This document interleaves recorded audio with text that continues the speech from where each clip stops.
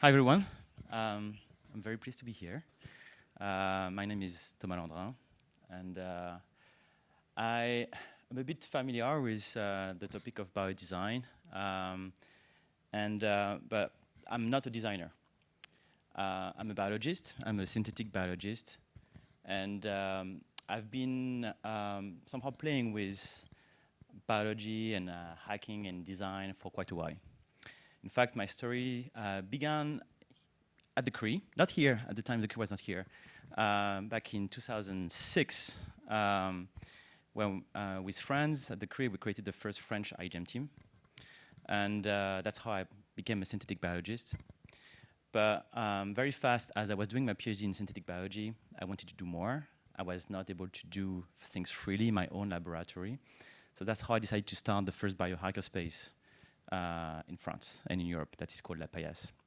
And that started my whole journey about realizing, discovering, enjoying what it means to work in a community and doing science, innovation with friends, with colleagues, in an environment that is not as structured as an academic laboratory. And in fact, I enjoyed it so much that I decided to make it my own career. So I'm going to tell a bit of that story and some of the learnings I got along the way. And one of the reasons I'm here is actually to provide some solutions to you guys that wants to create this global community of biodesigners. All right. Yeah, so my title is a bit provoking. Biohacking was cool. Why in the past? Biohacking has peaked about in 2015, 2016.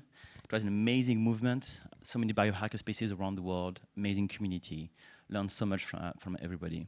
But went down after that. In fact, it's very hard actually to find biohacker spaces around nowadays. Even La Paillasse closed during COVID. There are many reasons for that. We can go into the details, but I don't have much time. But however, I think biodesign has potential to, take a lot of lessons from biohacking and grow from there into a much more developed community. All right, so that was the place where I started La Paillasse 15 years ago. You said you can start, small. It's exactly that. Like I was 24 at the time. I didn't have any resources. I was just a PhD student, but I wanted to develop this biotech lab where I could do whatever I wanted. So I went to an empty place. It was an abandoned building in the suburb of Paris, in Vitry-sur-Seine. And inside that lab, inside that space, we built this laboratory using refurbished lab equipment. So I would go and laboratories and look in their garbage and see if there is any working, functioning equipment. And in a matter of a few months, we created this lab that was entirely functional. In fact, even more well-equipped than my own academic laboratory. That was really shocking at the time. But that's where we created a community of more than 50 collaborators, not only biologists, obviously, a lot of different kind of engineers, artists, designers, and it started back in 2009, very, very early. At the time, we were barely speaking of fab labs yet. That is one of the places where we were among the first ones to replay, for example, with kombucha.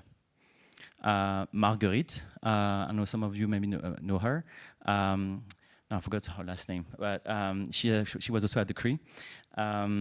She came actually to, she's a designer, and she came to La Paillasse at the time, and we collaborated with her, and she started to work with this kombucha. That was back in 2010, something like that, so a long, long, long time ago. And here, you see, for example, Marie-Sarah Adonis, who is a designer as well. And we are playing with a little flask here which contains some blue colors.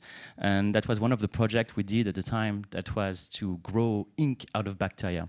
Again, that was 2012. And it was the first time that we made a proof of concept that you could actually grow ink out of bacteria that you could use actually to replace petrochemical ink. And that became something much bigger. And this is to show you that what starts in a biohacker space, in a small place, can really grow quite large. Now this small project is called PILI.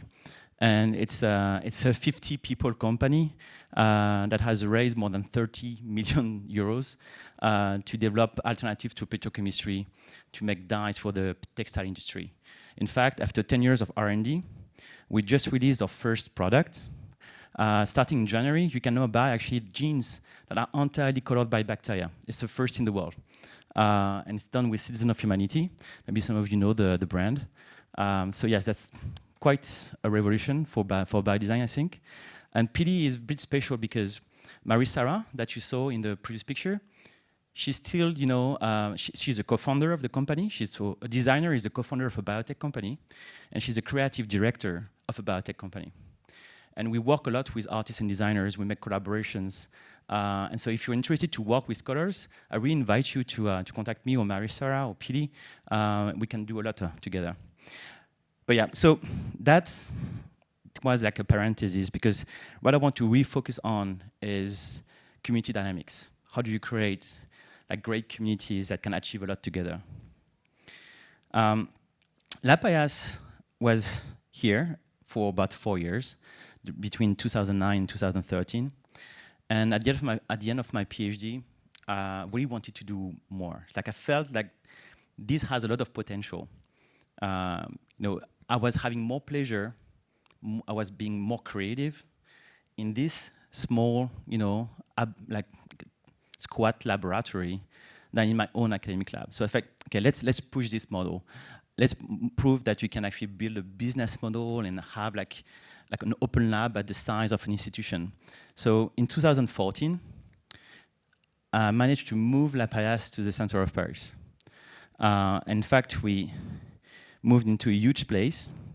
And as you can see, it became completely different. We had 800 square meters, Rue Saint-Denis. And for many years, so between 2014 to 2020, we incubated like hundreds of projects with a simple model, which is we're not a co-working space. It's the easy model is to say, hey, we have to pay a rent, basically. So it's expensive, it's Paris, so we have to have a business model. But the thing, we cannot ask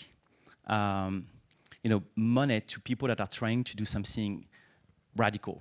Because usually when you have, the most interesting people when they start a new project, they don't have money, they have a brain and they have time.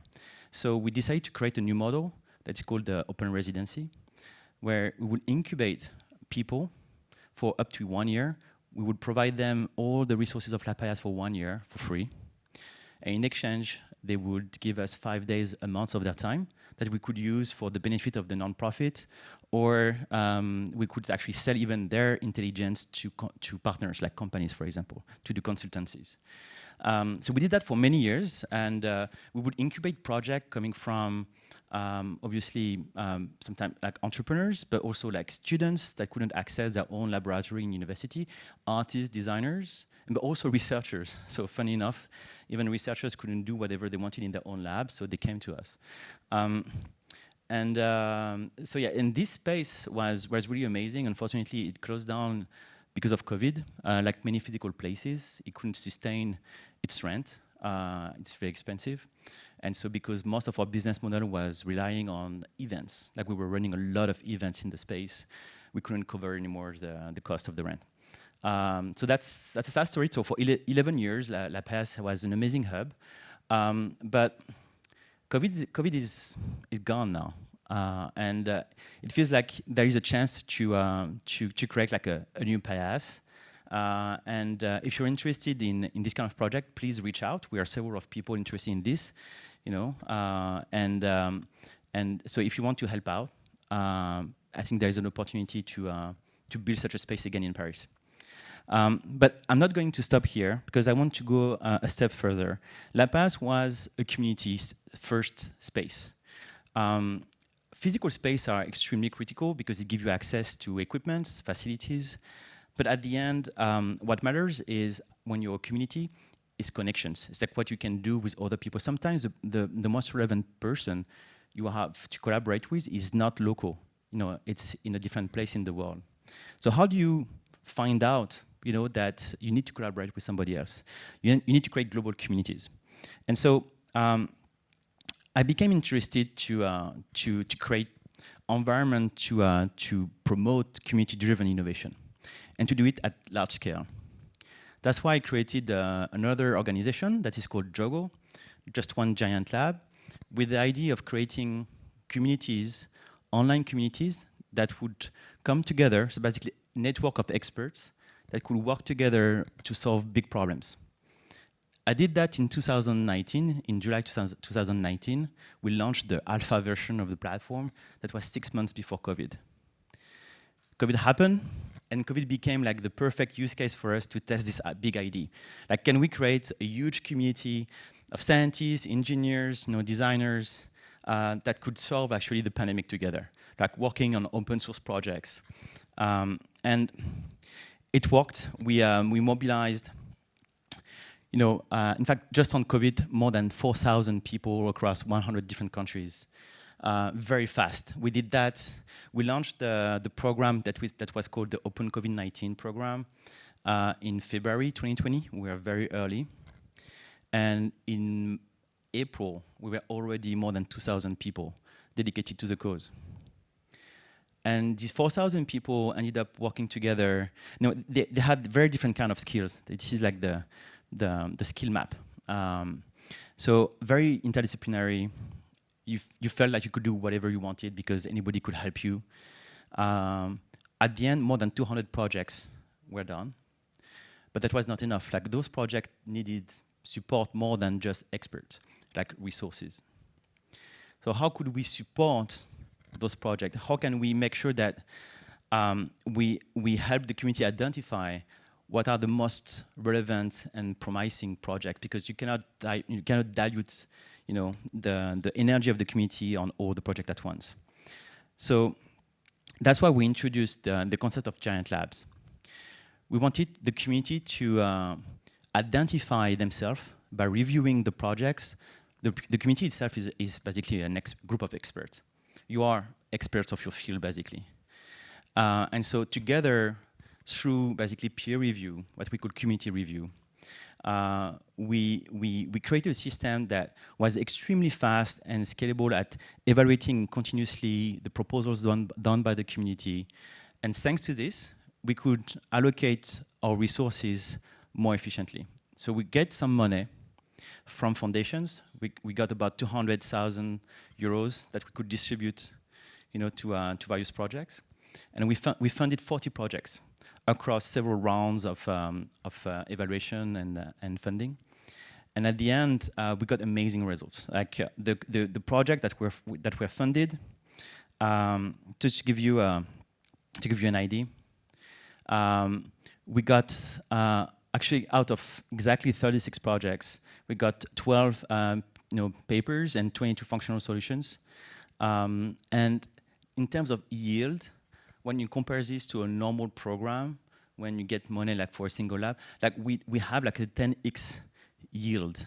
It's really amazing. So it really shows you that when you bring intelligence into a community where people help each other to achieve a common goal, you have like network effect that demultiply like the impact of your intelligence and your capacities and your resources. So, and what's interesting is that it makes the whole process much more, egalitarian. Like almost half of the funded projects were led by women, for example. And the project also, funders were coming from 19 countries and the 5 continents. So very, very diverse, and most of these people didn't know each other before, so they started collaborating using the platform. So we were very, very happy about this situation. That's why we decided to basically push the model forward. Like, what's next? Like, how can we scale this? How can we make it more generalized? How can we provide this kind of environment for any topic, any kind of networks or communities?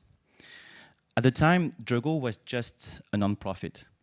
We are here to experiment. There was, no stake, to become beneficial. But then at some point we realized we need to develop like an actual platform that scales, like that can really work. So we need to create a product.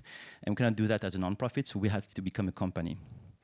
And that's how Jogo became a company. And now for the last year and a half, we've been basically developing like a much more advanced version of our platform, which still remains open source. Because we really care about commons and open collaboration.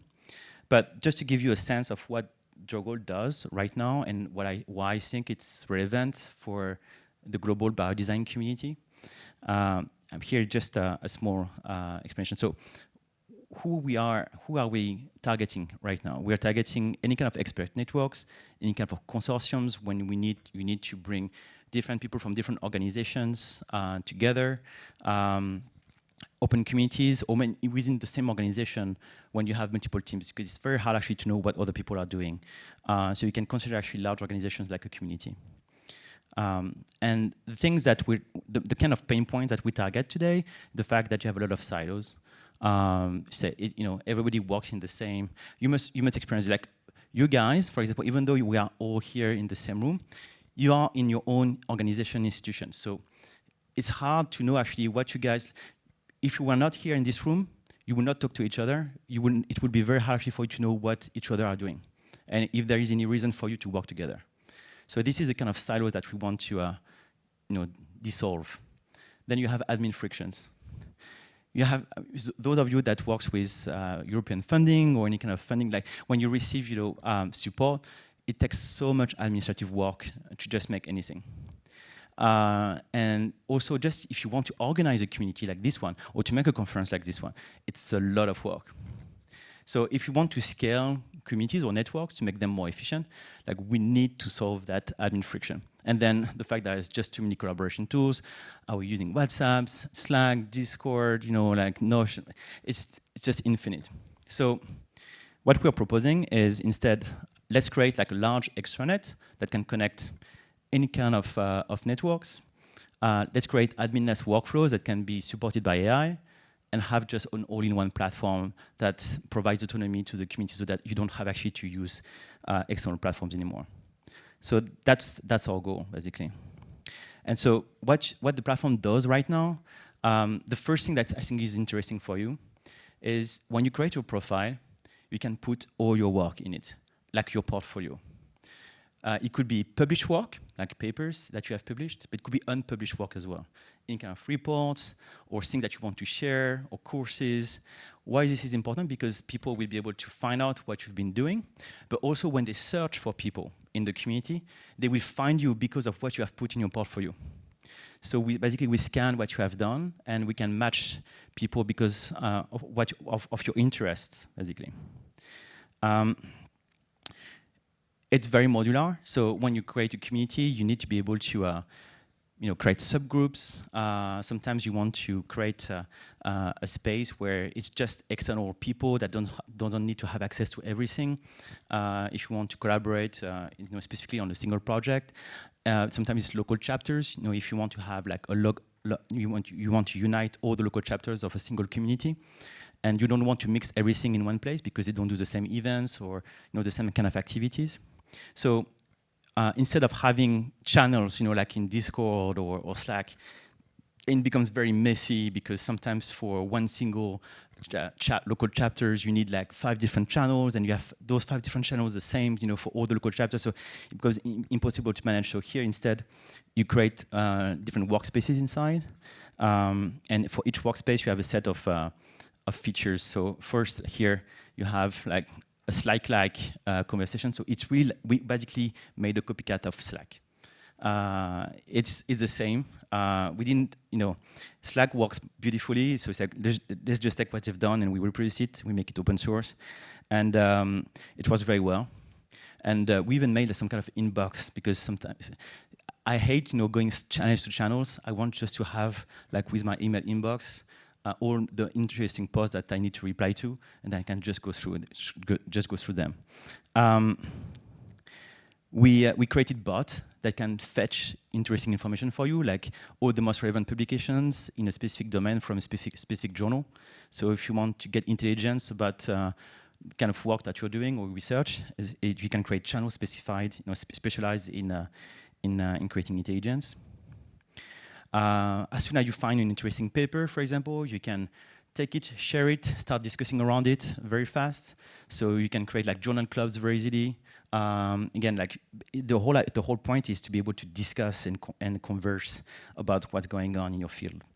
You can manage events. So it could be private meetings, could be shared events like this one, or public events as well. So you can really do whatever you want.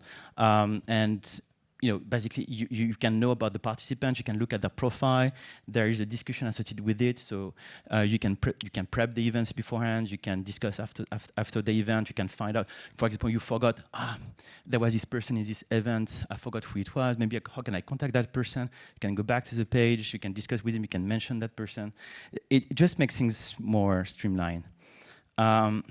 We have a Google Drive, copycat as well, so that you can manage all your files in one place. So you don't have to onboard your members in Slack or in Google Drive or in Notion, and it becomes like a nightmare to manage. We have our own version of Google Doc, if you want, where you can document whatever you want and share that with your peers. And something that is actually coming very soon is you can index your resources. Imagine that you're part of different laboratories or different open labs. You have a lot of machines or sometimes data sets or samples that you want other people to be aware. So you can start actually describing them, and people will be able to search and find or be recommended by such equipments or samples.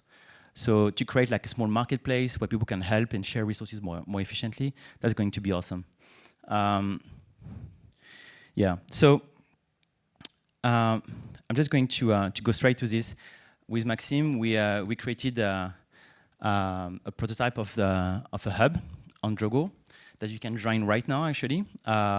So if you scan that QR code, you can go straight to Drogo. It will ask you to create an account if you don't have one, and you will be able to join the global biodesign community.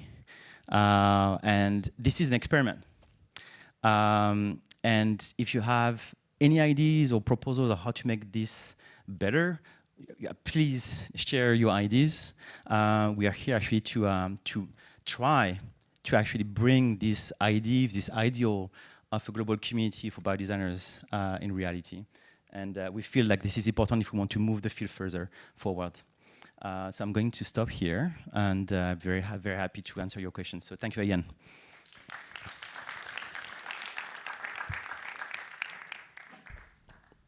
All right, thanks, Thomas. We hope that you are all scanning the QR code, no pressure.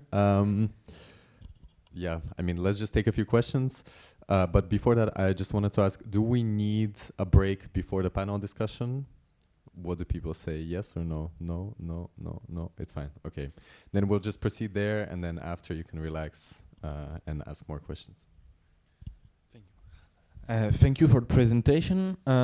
You said that now you have a business, so, but you didn't explain how you earn money, so maybe it would be nice. So it's the simplest way to explain is it's like GitHub. So as long as you're doing things openly, it's free. You can create an account, you can join as many communities as you want. It's going to always be free for users, like for people. If you want to create a community that is private, that's when you start paying, right? So this is all going to be for free anyway. And there are many other kind of communities that are joining as well. Like networks we work also a lot with biotech networks. So to create connections between designers and biologists, this is going to be much more easy on Drogo, basically. But yeah, you won't have to pay anything.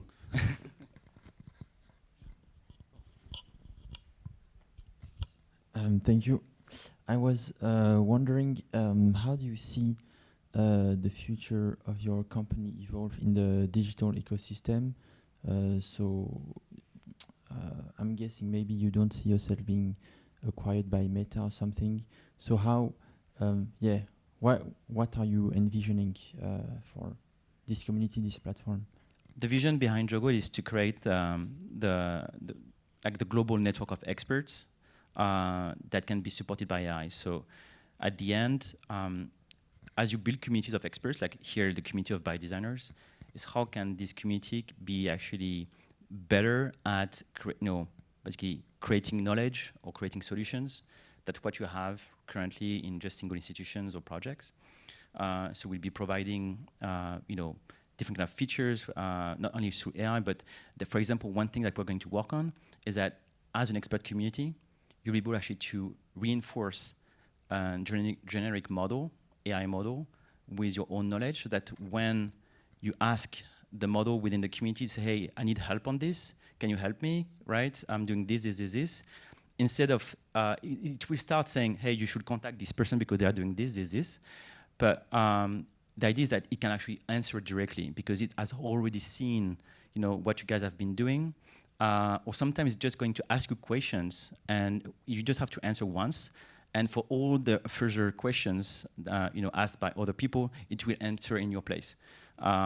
So that's the kind of future we want to see, is basically be the place where, knowledge and open knowledge especially, and solutions can be created by communities.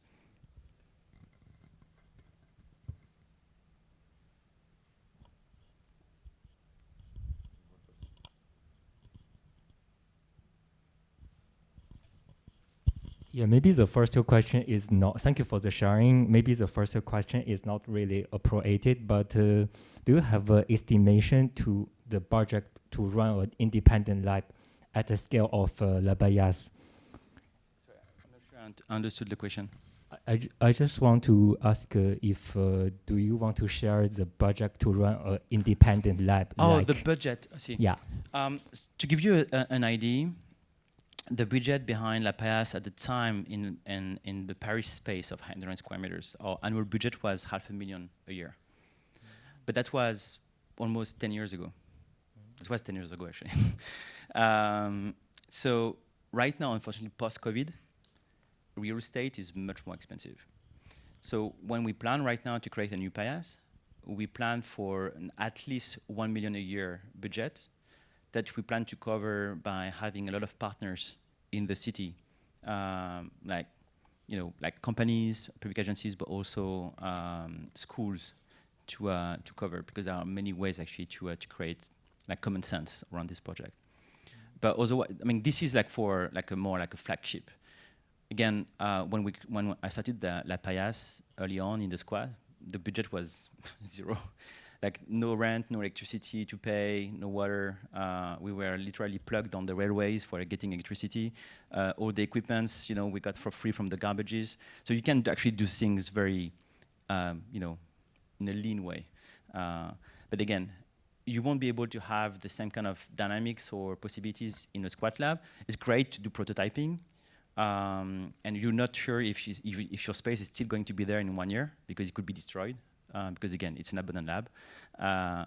But yeah, it depends. What's your project and what you plan to do. And I have a second question. Like now in public research, they face multiple risks in terms of politics. So do you think maybe independency of research from academia can be a trend? Totally. I'm a big proponent of this kind of way of doing research or innovation. I think that especially now with AI, you could say AI are going to change the way we do science. It's going to replace the PI won't have to get PhD students anymore. It will all be done by AI agents. Actually, this is the contrary. People that are actually putting their hands, in the mud are going to be the ones that are really important. However, the PIs are going to be the one be replaced by the AI. Why? Because what's the role of a PI? It's basically a mentor that can tell you if what you're doing is interesting or not, and to give you access to some people. Agents will be doing this. So what this means is now anybody on the planet will be able actually to access to a model that has the same intelligence and expertise and network of the best PI on your domain. And so the only thing that will be limiting is having access to an actual lab where you can actually experiment stuff. That's going to be the limitation. Thank you.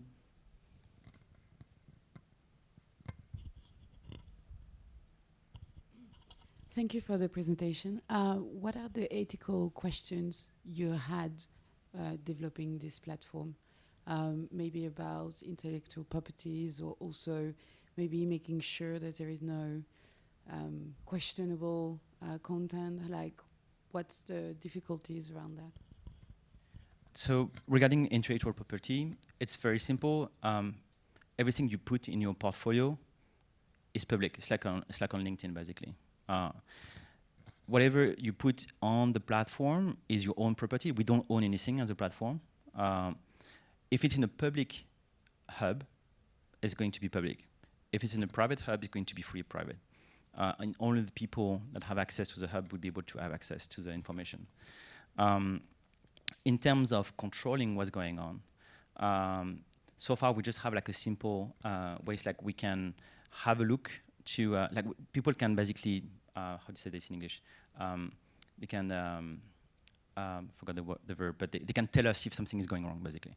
Like if somebody or like a community is doing stuff that is wrong, and then we can have a look and basically decide to ban them if necessary.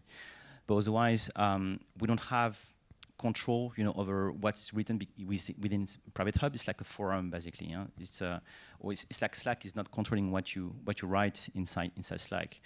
However, what you put in your publicly will be, because it's accessible to us as well, we'll be able to scan and see if there is anything bad. And if anything bad, we can just flag it and remove it if necessary. Is there something you put out of limit? Like if someone wanted to create, use biodesign in a hurtful way, do you have limits? Or we have actually an ethical pledge. When you sign up on the platform, we are asking you actually to agree to some terms, and some of the terms actually like an ethical code, basically, and so where you cannot use technology for doing harm. Yeah. Let's do the last question. Thank you. So hi, actually I've used Juggle before. I believe we tested it with item leagues. So right. Yeah, it was great platform. My question is, do you have you thought about combining Juggle with like the idea of providing people with access to space, and maybe like the idea of funding them, funding the projects that happen at the beginning? Yes, absolutely. That's kind of like the next step. That's what I've shown with resources, is being able to map all existing, facilities or equipment or resources in general that could be relevant. So when you make an ask, say, hey, I'm working on this project, I have these kind of needs, help me. And it's going to be able to understand and tell, yeah, okay, you should go there and there, this is available, you should speak to that person. That's the plan, right? So it's going to be like an assistant that's going to be somehow like smarter than you about what's going on, in the community, so that you can, navigate more easily.